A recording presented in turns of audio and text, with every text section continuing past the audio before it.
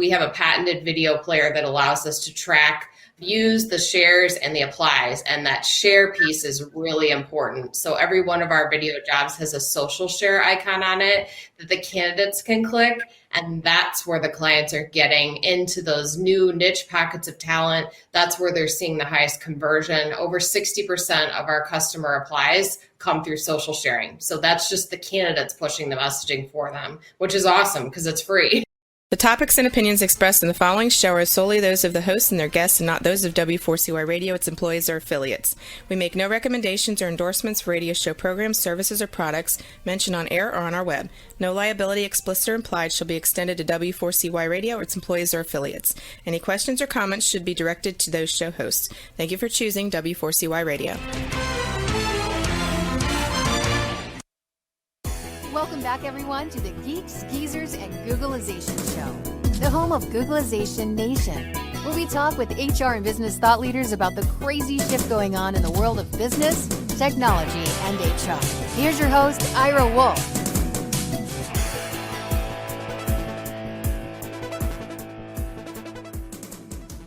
Hey, welcome back, Googlization Nation, and welcome back to another episode of Geeks, Geezers, and Googlization. Had a super busy week. I had my first in-person conference. Actually was in Indianapolis for the Indiana Chamber of Commerce, the State Chamber of Commerce annual HR conference. So that was their first in-person event in quite a long time. And, other than the trials and tribulations of travel, and a lot of really good people, really appreciate the warm welcome. Did 2 workshops out there. We talked about the recruiting playbook in the age of Googlization. I know a lot of companies are struggling, continuing to struggle with that, certainly finding enough people. Within the workshop, we had people represented in multiple industries: financial, manufacturing, distribution, transportation. We had food processing, education, 2 nonprofits, and every single organization was struggling to find people. So really excited today. Our guest, one of our guests is going to be Lindsay Stanton. Met Lindsay a few years ago at one of the conferences, one of the associations that I was a member of. Her company is Digi-Me. And they're talking about one of my favorite subjects of using video. And again, not only for beyond interviewing video, but also using it to attract candidates. And we've been talking about this for a number of years. I've given a number of presentations on how to use video, but especially over the last year. And now it's becoming incredibly popular. And also we're going to talk about an exciting new product that they have is doing virtual career fairs. And again, so the timing is impeccable. And then second guest is another one of my favorite subjects, is about the future. David Yule has written a book called Shift, and his most current book that just came out, I believe, maybe a week or 2 ago, is called 2020s. And it's all about dealing with cognitive dissonance. And you've heard me talk about that in the last, probably, I guess, over a year. When we talk about AQAI, or the adaptability quotient, one of the dimensions in there is mental flexibility. And mental flexibility is really just another word for dealing with cognitive dissonance. And a lot of people don't have that ability, but a lot of people don't know what that is. What is cognitive dissonance? So David will be joining us later in the show. And we'll have a good conversation with him as well. Number of things. Just mentioned the AQAI. AQAI there is an assessment, a short assessment. You actually do it through a chatbot. And we're actually running an introductory offer for that. So if anybody's interested, you can get that at it's beyond half price because we're including a 1-to-1 coaching session. And I think Roxy, you can put up our banner there. There it is. And said it includes for $32.50. You can get the AQAI. It takes about 20 minutes. Really fun process. You do it through a chatbot, and then we'll do a one-on-one debrief with you. And you can learn a little bit more about that on the website. And then also last Friday, did an interview. It was recorded and was live. And now the replay is available, but had a really, really nice visit on CEO Chat. It's part of RVN Television with Alcini and Joe Asmendi. And again, it was a super fast, fun conversation at the age of Googlization and recruiting and hiring. And we talked about millennials and Gen Z. So there's the link. The short version of that is just go to rvntelevision.com/live. And we're just look up CEO chat once you get to rvntelevision.com. So you can watch the replay there and feel free to share that. But right now, I want to get into, welcome Lindsay Stanton to the show, Geeks, Geezers, and Googlization. And what a hot topic. It's great to see you, Lindsay. Thank you. Thanks for having me. So again, we met a few years ago. Your company's Digi-Me, focused at that time really just how to promote your job listings, how to get people to, once they find that job post or once they land on your career page, how do you keep them there? How do you engage? And I don't know if you recall in my book, Recruiting in the Age of Googlization, the process that we talk about is reach. It's how do you reach people? How do you attract them? That's a marketing issue. How do you engage them? That's also a marketing issue. And then the A is get them to click to apply. Now it's an HR issue, so we won't get in. We're not going to talk about the application today. The application and having a good conversation with them is the C, and then the H is onboarding. But you really are focused on the R and the E. Is how do we reach people? But even more so is once somebody sees that job posting or sees that career page, how do you keep them there rather than what in the SEO world we talk about bounce? Yes.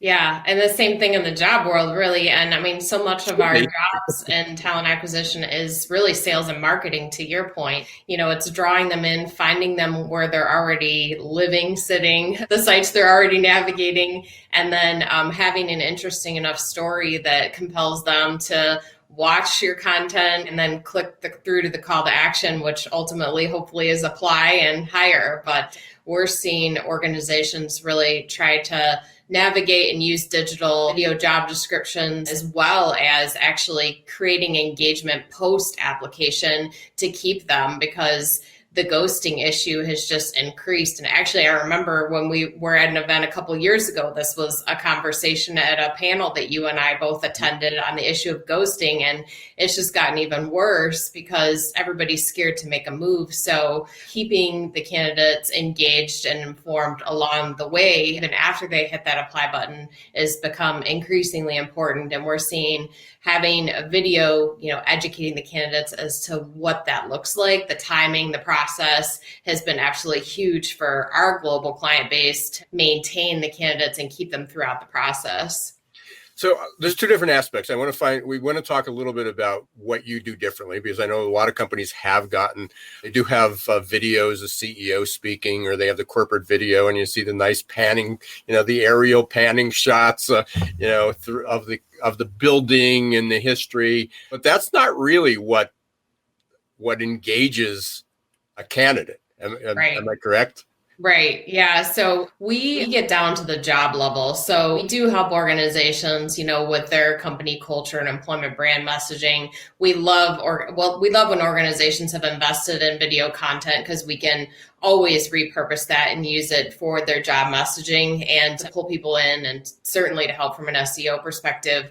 But what we really help people do is sell the individual story around the position opening, which does include information, usually at the front end of the job description and at the close, around the company culture, what's unique, why somebody, kind of what's your hook, if you will, from a marketing perspective, right, what's going to pull them in to begin with, and then you can sell them on the job itself. So we help with scalable video job content that allows organizations to track the responses. So what's really unique about our platform is we have a patented video player that allows us to track views, the shares, and the applies. And that share piece is really important. So every one of our video jobs has a social share icon on it that the candidates can click. And that's where the clients are getting into those new niche pockets of talent. That's where they're seeing the highest conversion. Over 60% of our customer applies come through social sharing. So that's just the candidates pushing the messaging for them, which is awesome because it's free. Right. So let's talk about this. Again, I know even the other day when I brought this up about using video during my workshop, there was a lot of confusion because as soon as I said video, everybody jumped to, oh yeah, we're using a lot more Zoom, or we're doing a lot more interviewing. Then we're talking about promoting the job. We're talking about the marketing aspect of how do you get people to even know you have an opening? How do you get it to be viewed? How do you get it to rise above all the competition? And then when they're there, actually get people to watch it. And that's where the sharing, you can track all that, what's working, what's not working. So where are you placing this? I mean, if I come to you, I'm struggling. I'm a manufacturer. I'm in distribution. I'm looking for truck drivers. I'm looking for kitchen staff, whatever it is. I'm really struggling to find people. I call you up. I mean, are you just creating videos to put on, in my Indeed job posting? How's it work?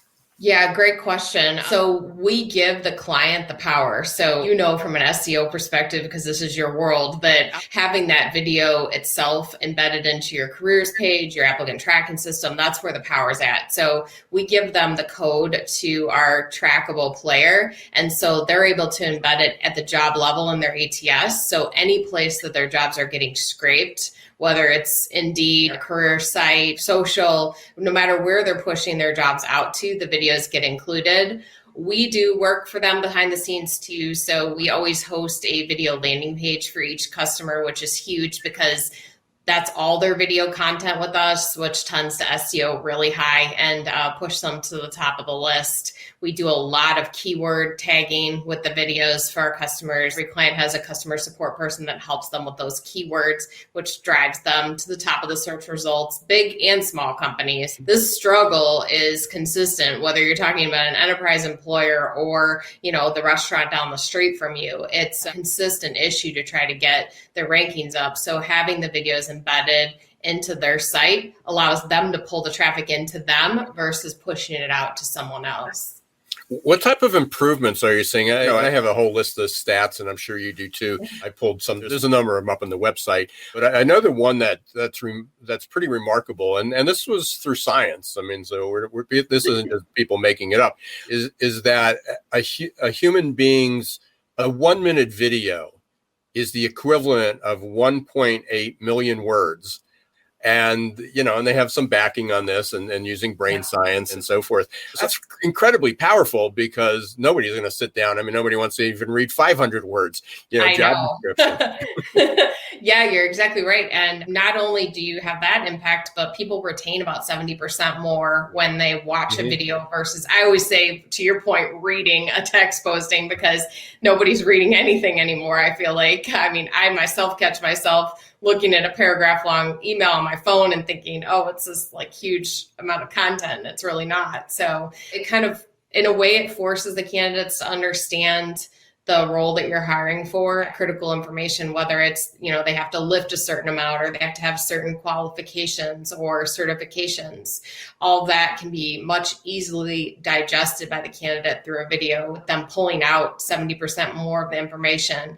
And the videos drive 53 times higher SEO. So when you're thinking about that impact of, to your point, reach and then conversion, obviously it has a huge impact, the hiring initiatives for organizations. And you're doing more than just, it's more than just creating a video out of the job posting. You have a couple different categories. You're talking about the culture. So it's still important to talk about the company, not necessarily the building that it's in, but the culture. What's involved? Who's part of those videos within the company? Yeah, great question. And probably one of the ones we get asked the most commonly because people get scared about, okay, how much work's going to be involved. We do all the lifting. So all we need from the client is a written job description. And then we have a full scale production team for our enterprise employers that can do the lift for them, like helping them create based on brand guidelines and any content they want to send our way. But conversely, we also have a completely automated feed that we run with our job board and staffing partners that allows us to ingest written job descriptions and turn around a video in under 48 hours. So it is very easy, actually, to create video job descriptions, probably contrary to what most people would expect. But yeah, it can be done in 2 days or a week if you're doing a fully custom video. So it is pretty fast. Is this on a subscription basis? So, I work with a lot of small, medium-sized companies. They may only have one position that they hire frequently for. Sometimes it's a really small shop. So I don't know how small how Yeah, we small an can organization make you it go as to. simple as one job, but then we've got employers who are running thousands of videos with us. So basically, they're paying for the parking spot on our technology platform, and they can rotate that as much as they want, as many times as they want. As you can probably imagine, our staffing clients, it might be every couple days. And usually it could be as simple as something like they need to hire in a different market. And we make it very simple for the clients to rotate markets and still gain the power from the video that we created. So it's very easy and turnkey. So, and that's how I met you guys again 4 or 5 years ago. And that was sort of your sweet spot. But then you've also, because of other opportunities and change and disruption, you're now doing virtual career fairs. Yeah, ironically, we were launching this platform right before COVID hit. So as you can imagine, we hit the accelerator. But yeah, it's the virtual events translate really well with having the video jobs and the employment brand videos, because the candidates can log on to an event for one of our clients. Obviously, the events are completely video enabled, from organizations being able to showcase their job opportunities all the way down to like doing a one-on-one video interview with somebody during the event itself. So it just was a really good fit with our core solutions to have a digital based virtual events platform. So you can probably imagine we're getting a lot of bookings on it. It's very popular, and an event can be turned up pretty much instantly. So it takes us less than 2 weeks to get an event live for a client. So we've got clients who have standing events on the platform, and then others who will do, like, we work with a lot of associations, and with some of our partners, they'll do a multi-employer event, which actually can be very beneficial, because then you're pulling in a large variety of types of candidates, and it tends to kind of build on itself. So we kind of cover the gamut when it comes to the virtual events platform. The events definitely lend themselves to video and video enablement. So how is what you're doing, your platform, differing from just saying, hey, we're going to have a Zoom call and we're going to invite a lot of candidates to show up? Yeah, totally different. So it actually it is Zoom enabled. So any of the web platforms can be, integrated into it. For, like, if some of our clients will have a career coach speak, for instance, just to keep, candidate engagement up at the event. But it's actually like a real event. So there's a pavilion area where employers can brand and sponsor themselves so that they're well recognized by the candidates. There's a chat feature that allows them to engage with candidates real time. They can actually screen somebody's resume and LinkedIn profile right from the profile itself. The candidates can check out the employer and their openings before they even have a chat with somebody, and then they can exchange information. Somebody can apply for the job right from the event itself. So much more comprehensive than doing a Zoom meeting. Are you seeing, and we talked about this right before the show, as I said, I did my first in-person conference out in Indiana, just got back last night. And normally they had about 200 and some people, and I think this year they had a little less than that, but about 170, 180 people registered. 1/3 were in person. 2/3 were still virtual. And I assist, my guess, and certainly maybe more on your strategy plane, because this is your business, what's the expectation? Where do you see things going, especially for like career fairs? Is it going to be a 50-50? Is it going to go back that most people are going to say, oh, we can't wait to do these in person again? Or do you see the virtual career fair being a mainstay? I think it's here to stay. I think a lot of events will end up being hybrids. I think there's certainly a certain percentage of people who have gotten completely comfortable not having to travel and they're not too interested in putting it back on their agenda. But for the career fairs particularly, I think virtual is just such a more cost-effective way to go, because not only does it cost less to run a virtual event, but your reach is so much deeper. And I think with the situation that employers are in right now, just trying to reach more people more effectively, it's kind of a necessity to be virtual to deepen your talent pool.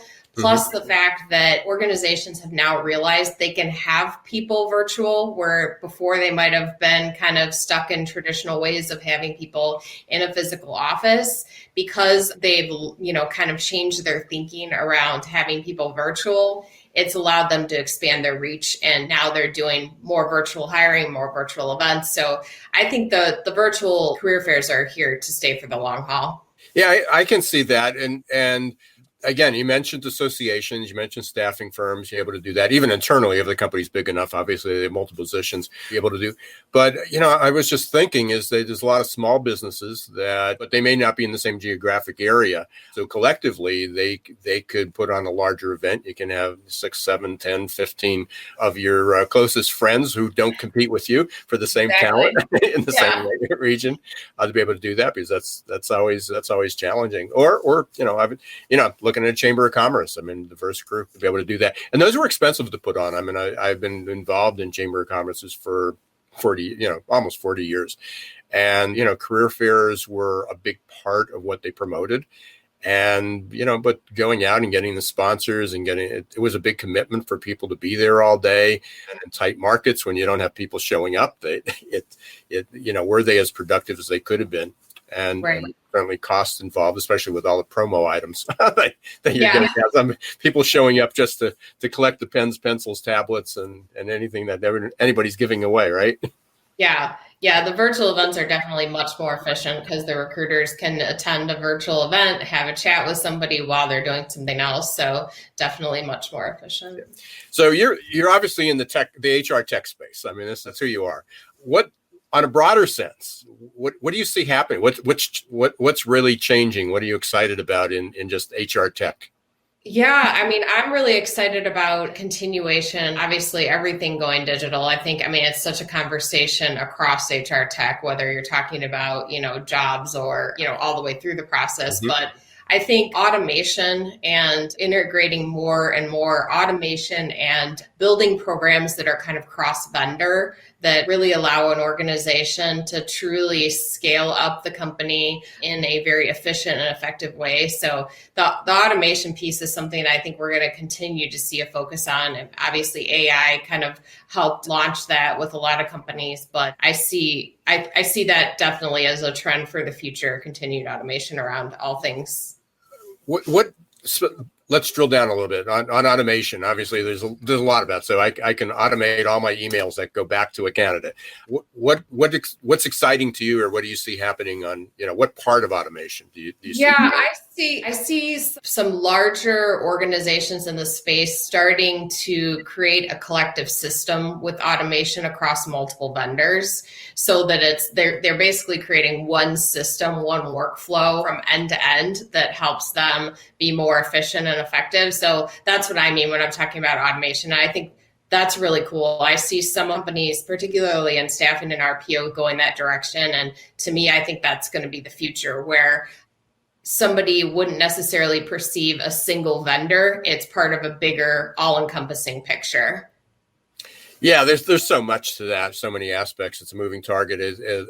One of my slides, one of the topics I have, and I have a slide that demonstrates it. As people were talking about, integrations, and what do you think? Do you think we need a chatbot? Do you think we need video? Do we think we need texting? And I have a Jenga tower. I have an image of a Jenga tower, and a lot of HR tech stacks are a Jenga tower. I mean, it's just waiting. You're going to move one, you're going to put one piece, and the whole thing's going to collapse, because these people are still hanging on to the old. Let's get the ATS, and then we'll just slap on all these components to it. And strategically, people just got to think differently. And a lot of the ATS was not built for this world. I mean, a lot of them are structurally, they're legacy systems now, and they were built for a dial-up system, frankly. Yeah, no, I agree completely. Yeah. So what I always like to kind of wrap up the sessions with 12 months from now. We're talking again. Got you back on the air. What are we talking about? Oh gosh, I don't know. I guess I feel like that's a tough prediction because so much has changed just in the previous year and a half. I feel like so much of the conversation and so much of the shift in businesses that's occurred in the last year and a half is going to stick. And I think that organizations have recognized the opportunity for flexibility in a way that they haven't seen before. So I think continued flexibility is definitely going to be the conversation for the future, and figuring out more efficient ways to do things. Well, that certainly fits in what we talk about all the time. A lot of my focus lately has been on, well, it's always been on Googlization and shift and how fast the world was changing. And, now we're talking about adaptability quotient. So flexibility is certainly part of that, a much broader sense. It's great to catch up with you again, Lindsay. Thank you. Congratulations. Not the way that you expected it to happen, but you're president of Digi-Me. But the exciting year. It was exciting to hear that the career virtual fair was not an afterthought. It wasn't a reaction. It was just being in the right place at the right time, for a launch there. As you can see, Digi-Me is going across the .com is one place to reach you. How else, if somebody wanted to reach you personally, how can they do it? LinkedIn's probably the easiest. Okay. Yeah. Excellent. Any closing words, comments? I don't think so. Excited for, the next year. And I really appreciate you having me and talking about these innovative technologies and the tools of the future. Well, thanks. Video is one of my favorite platforms. Obviously, we're doing it here. And, it's just HR and recruiting has been behind, but you've got a great platform. And again, I hope people will reach out to you. And I'm sure we'll be talking again. Thank you. Okay. Have a good day. Take care. You too. Bye. Well, as obviously that's a sweet spot of mine. Our recruiting in the age of Googlization, I talk about video a lot in the book and in a lot of the topics, and it is underutilized. So for companies that are struggling to attract employees, attract candidates, I highly encourage you to, whether you're using Digi-Me or not, but they have a great platform. But I highly recommend that you look for different ways to be able to apply video. It's not only for job posting, for engagement, for interviews, and whether it's, you're using traditional job boards, your career site, your website, or Instagram, social media, YouTube, TikTok. There's so many different means. Video needs to be, part of that. And I can't advocate that enough, can suggest that enough. If you have any questions about strategies, how to apply that, whether you're a small or large company, please reach out to me, give me a call. We've got another great guest, another great segment coming up with David Huell. We're going to be talking about cognitive dissonance. And again, some of the things that we were talking about with Lindsay, things that people said would never work, and they do. And how do we make room for that? So we're going to be talking about cognitive dissonance, mental flexibility.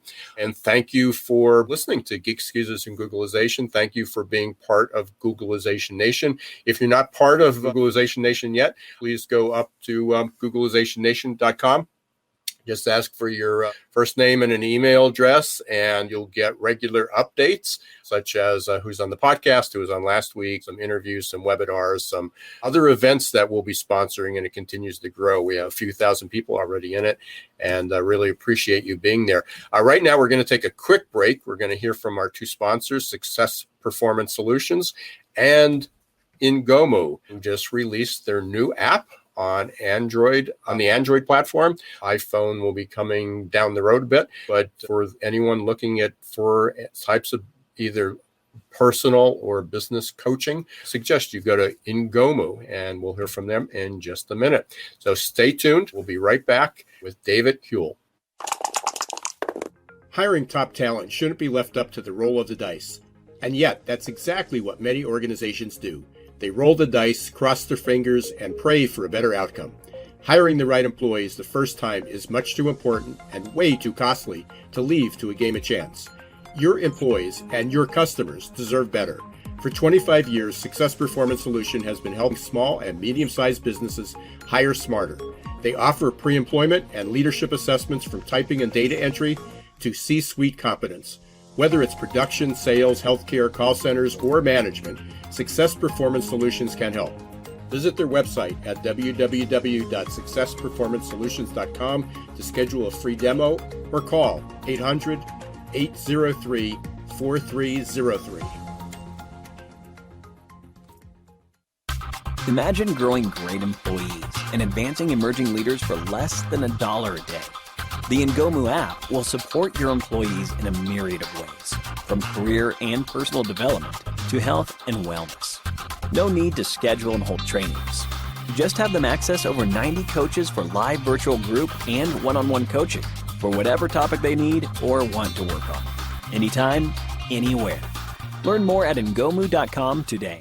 Welcome back, everyone, to Geeks, Geezers, and Googlization, to our second segment. Thank you for being part of Googlization Nation. And if you're not part of Googlization Nation, you can go to Googlizationnation.com, sign up, just need your first name and your email address, and you'll get regular updates. I want to thanks Lindsay Stanton from Digi-Me.com for being here in the first segment. Wonderful guest, great product, talked about the video, very, very timely, not only video for your job postings and video to promote your organization, your company, why people would want to work there, but also thinking about virtual career fairs. How do you promote your business that way? So you can roll back the video and watch that earlier. But right now we've got one of my favorite topics. We're talking about the future of work. We're talking about change. We're talking about shift. A gentleman who has written a book on shift and would like to welcome David Huell to the show. Hi, Ira. How you doing? Hey, David. Looks like we got a black screen. You don't have video there? I have video. It's on. I just checked it with the prior app with Zoom, and it was working. So I don't know why it's not. Let's continue this way. We'll figure this out afterwards. I mean, because I got cognitive dissonance right behind me. So while we're waiting for David, I don't have a picture of his book because I actually have it on Audible. One of the things that David talked about, and hopefully he'll be back in a second here. He talked about, I love this. He had a quote in the book, and he talks about, it was a quote from Bruce Lee. And when you're talking about change, often people think you need to be flexible. That's one word people use. Agile is another word people want to be used. And again, if you watch any of my videos on AQ, adaptability quotient, change, or even within my book, Recruiting in the Age of Googlization, so those are some of the terms that we use. But he talks about a quote that Bruce Lee said, and it was about be water, my friend. And if you're not a fan of Bruce Lee, who's a martial artist, or you're, again, not an avid reader or pursuer of futurism like we are, what that means is water takes the shape. If you have a bucket of water and you pour some of it into a glass, it takes the shape of the glass. You turn it into a square, into a box. It takes that. If you throw it on the floor, it just spills out. It goes anywhere you want. So again, when we talk about adaptability, when we talk about one of the skills that we need for the future, we need to, as Bruce Lee says, we need to be water and take the shape of the environment. But one of the things that happens in change is the water, the container that we're in, the environment that we're in is continually shifting. So we have to be nimble enough, not just to take that square shape, but whether it's round or square or triangular or tube-like, whatever it is. So David, you're back. I'm David Huell. I'm a futurist. I write and talk about the future, traveled to all 6 continents, 16 countries. This is my 12th book. I'm writing a series of books on the 2020s. The first book came out, as you know, a little more than a year ago, the 2020s, most disruptive decade in history. This is the second book, the 2020s, a decade of cognitive dissonance. And as you said, the Bruce Lee quote basically is be water, be in a cup, it becomes the cup, be in a pitcher, it becomes the pitcher. So real quickly, what happened to me, and the reason that's so personal to me, Ira, is that, last March when we went into lockdown, my business went away. I mean, 95% of my money comes from going to airports, getting on planes and traveling the world. So I had to reinvent myself. So that came to mind. And I just said, okay, so how does a futurist maintain his business? And I decided to be like water and flow into the vessel of COVID. So what was that? That meant I had to set up a kind of temporary green screen so I could give talks through Zoom. And now I have a live streaming, which was so frustration because I do live streaming all around the world and I can't get on your show.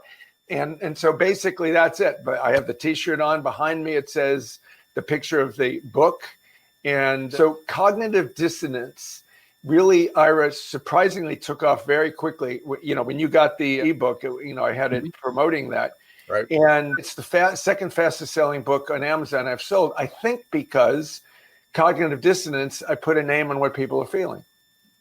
Let's have a quick description of cognitive dissonance. I know you opened the book that way, but again, as a futurist, as people who are interested in change, but for people that are most in need. How do I become an adaptable in this exponentially changing world?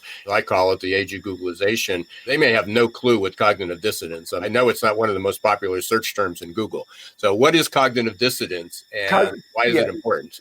Cognitive dissonance is having to hold more than one reality or one thought in the mind at the same time.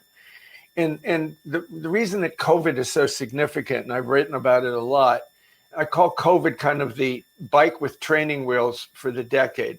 In other words, Ira, when I would give talks around the world before COVID, I'd have to say, I want you to suspend what you think reality is, because most people think reality is fixed. Oh, this is the way it's going to be. And reality is not fixed. The whole universe is nothing but change. So people don't like change because they want to hold on to the reality that they've learned to adapt to. So what COVID did and allowed me to do is I go, look, in January of 2020, what you thought reality was didn't turn out to be that way, did it? And they all had agreed. So now that you understand that reality is mutable, what you really have to do is to stand in change. And the only way you cannot be affected by change is to always be changing, right? So cognitive dissonance, and here's the great quote from Frantz Fanon, who I quoted a lot in the 60s. Sometimes people hold a core belief that is very strong. When they're presented with evidence that works against that belief, the new evidence cannot be accepted. It would create a feeling that is extremely uncomfortable called cognitive dissonance. And because it is so important to protect the core belief, they will rationalize, ignore, and even deny anything that doesn't fit within the core belief. That explains American politics in the United States today, right? That explains employers not understanding why people aren't coming back to work. It explains a lot of things, right? And Robert Thurman, who is the greatest Buddhist educator in the United States, professor at Columbia, also the father of Uma Thurman, has the greatest quote. He says, "Wisdom is tolerance of cognitive dissonance." I remember reading that, and it's a great quote. You had a couple of them there. The other thing that I love, again, a little phrase that you talked about, is that 2020 is people had the reality rug pulled out from underneath them. And again, these are just trying to get images that people understand and why. But the other challenge is not just having the rug pulled out from under you, or it's not that we can talk about 2020, but it's that change is accelerating. Yeah, and change is an accelerating through a linear through line over the last 30 or 40 years. And now it's gone environmental. Like all aspects of your life are changing at the same time. And that's really the profound difference. As you've referred to, I coined the phrase the shift age. We left the information age, entered the shift age mid-decade, first decade of this century, probably through 2030. So the shift age is the time when we are shifting from the realities we knew it up to 2000 and the reality we're going to be living in the 2030s. I mean, everything is going to change. I can't think of any aspect of the life of any listener to this that isn't going to undergo change, whether it's work, play, how you define yourself, where you live, how you communicate, how you self-identify yourself. It's all going to change. And I know you're familiar with Ray Kurzweil for sure. As many people are. Some people just know is what he talks about. But there's this paradigm theory, accelerating changes. But I use this quote, and I have a slide that I'll share in maybe in a future podcast. But it shows the 2020. It shows the 12 months. And he talks about if you're 40 years old today, and by the time you're 60, with the current path of accelerating change, is what it took 12 months last year to unravel or to shift, as you would say, will only take 3 months. That's how fast things are changing. So for those out there who are wondering what the next 20 years are going to be like, imagine 2020 taking place between January and March. So it's going to be pretty fast moving. David, you and I I'd love to talk to you more, and we're definitely going to get you back. I know. Yeah, I definitely like to come back and work this out. I'm really frustrated by it. No. I understand that. For now, how can people get your book, and how can they get in touch with you? And then you and I are going to get you rescheduled again. I'd love to. I really enjoy what you do, Ira. So my last name, Houle, is spelled Houle. So you can go to davidhoule.com. That's my website, davidhoule.com. Or you can go to Amazon and type in David Houle books, and you'll see all the 12 books I've done. Type in David Houle The 2020 is a decade of cognitive dissonance, and you get that same book. But that's the way you would reach me, is either on Amazon using my name and word books, or just type in davidhoule.com. And I highly recommend people go up and get that. It really is. It's an easy read. It's very relatable. And any way that we can help people understand the urgency, and 2020 wasn't a blip. So David, apologize about the technical difficulties. You and I offline can do this and see what's going on, how we can do it again. We'll get you rescheduled. But I appreciate the book. I love the Bruce Lee analogy. I'm sorry we can't see your T-shirt, but yeah, no, I was thinking you might appreciate it, not knowing that you really appreciated that quote. I just figured this would, underscore the comment.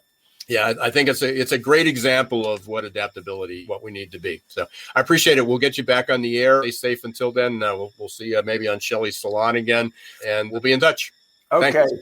Namaste. Be well. Real life, things shift. We have to figure out things on the fly. Unfortunately, you were not able to see David, but wonderful interview. I do highly recommend that you go up and look for davidhoule.com, go up to Amazon, catch his books 2020. 2020s and type in cognitive dissonance there. Just a reminder, we got a few things going on, although we've talked a lot about adaptability, not only in the way that you recruit, but certainly that the way that we're going to have to live and play and work and do things, and everybody's going to have to up their AQ game, their adaptability. So if you'd like to find out where you fall on the spectrum, we measure 15 different dimensions, both 5 of your abilities, how your personality plays into it, and your environment. You can go to bit.ly/byAQ50 and you will get the assessment. The 50 is actually 50% off the assessment, and including a 1-to-1 debrief to review the report with you and help you make the changes that you need to make. So go to bit.ly/byAQ50. And also a reminder, catch my interview on another show, another TV show, RVN Television. You can go to rvntelevision.com, look up CEO Chat, had a wonderful interview about the age of Googlization, about millennials, about Gen Z, about pre-hire testing. We covered a lot of territory in just 30 minutes with Al and Joe. There's a picture of us on CEO Chat, so you can get that. You want to watch it? It's not live. It was recorded last week, but it'll also be on at 10:30 on rvntelevision.com. I want to again thank Ngomu for being a sponsor of the show and Success Performance Solutions. And as we always are on Wednesdays, 1 p.m. Eastern Time, we'll be back next week. You can also catch the replay on YouTube, Facebook, Talk4TV.com, or your favorite podcast. We're on Apple, Spotify, iHeart, Google, Stitcher, you name it. We're up there, and really appreciate everybody listening. I do encourage you to leave a review, leave a rating, so we can even expand our audiences there. And if you haven't signed up yet for Googlization Nation, please do so. Googlizationnation.com. So until next week, don't let the shift hit your plans.